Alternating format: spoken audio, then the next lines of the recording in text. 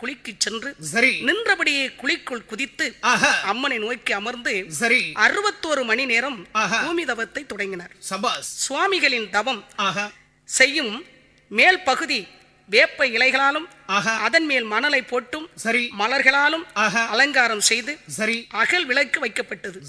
பக்தர்களால் தீபம் ஏற்றப்பட்டு சரிதான் அன்ன ஆகாரம் இன்றி கடும் தவம் இருந்து கொண்ட சுவாமிகள் சரி பக்தர்களுக்கு ஜோதி வடிவில் தரிசனம் கொடுக்கிறார்.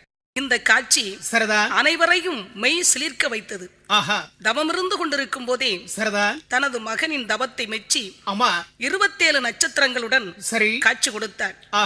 அன்னை காட்சி கொடுத்த போது சரிதான் 27 மல்லிகை மலர்கள் சுவாமிகள் மீது சரி மலை போல் பொழிந்தது. பூமி தவ பூஜையை சிறப்பாக முடித்துவிட்டு சரிதான் வெளியே வந்து அந்த இடத்தில் பீடம் கட்டி சரி 27